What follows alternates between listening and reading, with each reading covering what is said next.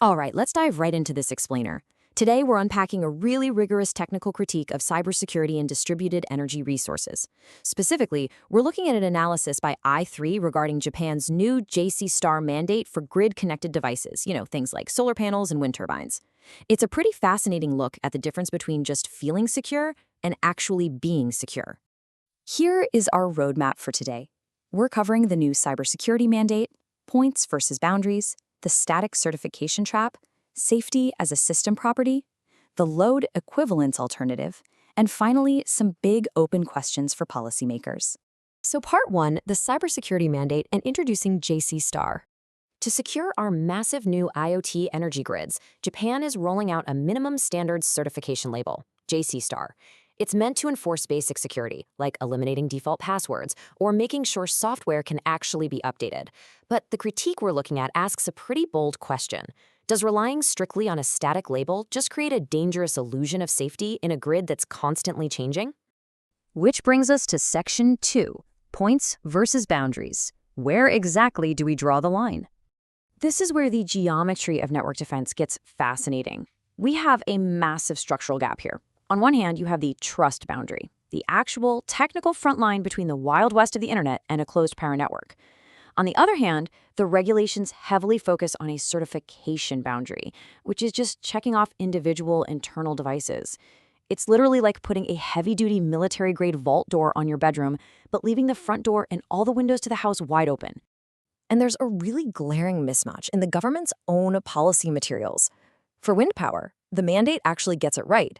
It prioritizes boundary devices, like gateways and firewalls. But then for solar power, it inexplicably targets internal control equipment like power conditioning systems and energy management systems. Why are the defense strategies for these two massive energy sources totally contradicting each other? Moving on to Section 3, the static certification trap in dynamic networks. Because here's the reality on the ground. Networks aren't frozen in time. They suffer from something called configuration drift. Essentially, a system is always evolving, which means a factory certification is really just capturing a single fleeting snapshot in time. Think about it over a 20-year operational lifespan.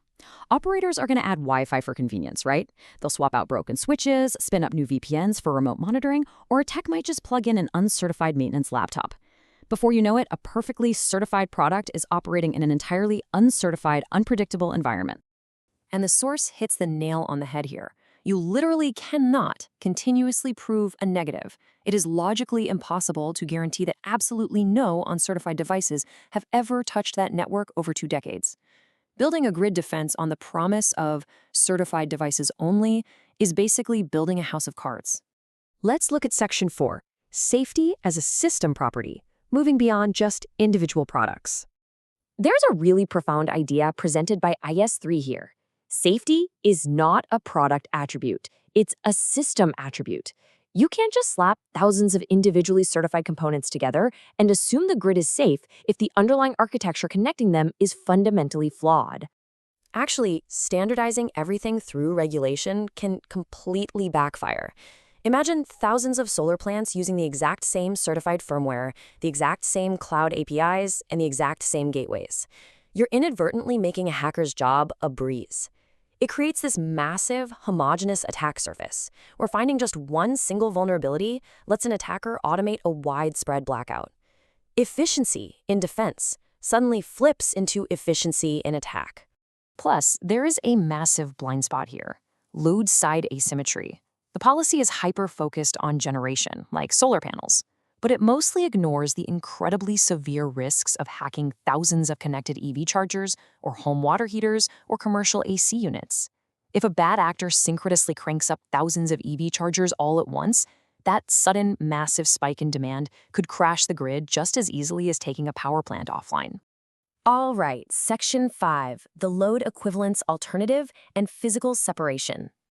So if static certification and massive homogenization are out, what's the resilient alternative? The source proposes load equivalence, and the real star of the show here is the RPR, the Reverse Power Flow Prevention Relay. It's physical hardware that strictly ensures power only flows in one direction. It doesn't rely on hackable software, it relies entirely on the immutable laws of physics. This physical hardware is the absolute bedrock of LEAA, or Load Equivalent Autonomous Architecture. Under this setup, the system physically cannot send power backwards into the grid. If the grid frequency or voltage acts up, it autonomously disconnects using a hardwired relay. And crucially, the physical layer always overrides remote digital commands. Which gives us the ultimate defense: complete separation. Let's say an attacker totally breaches the digital logic layer. They compromise the energy management software, the cloud APIs, the whole shebang. It doesn't matter. Because of the physical air gap, their digital attacks simply cannot reach the physical protection relays.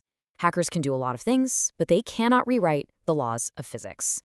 Finally, Section 6. Questions for policymakers regarding resilience by architecture.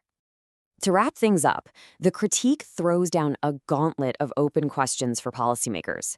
First up, we need absolute clarity on the rules of the game. What exactly is the difference between the specific device getting the certification sticker and where the actual protective boundary of the network lies? Second, they challenge that glaring policy mismatch we talked about earlier. Why are solar and wind regulations totally contradicting each other on boundary defense? Shouldn't solar power also prioritize defending the network gateway, just like wind does? Third, they really question the risk models. If a facility only consumes its own solar power and it's physically blocked from sending power back to the grid by an RPR, it's essentially harmless to the wider grid. Does it really make sense to subject it to the exact same heavy cybersecurity scrutiny as a massive active commercial power plant? And the ultimate question: what are we actually doing here? Are we just checking boxes and slapping security labels on products so we feel safe? Or are we genuinely trying to build a resilient power grid that can actually survive a coordinated cyber attack? This explainer leaves us with an incredibly powerful takeaway. True safety doesn't come from a label. It comes from resilience by architecture. It's about accepting the harsh reality that digital walls will eventually fall and designing a physical system that fails safely and survives locally when they do. So the next time you hear about a certified secure system, you gotta ask yourself, is it just a secure product, or is it a truly resilient architecture?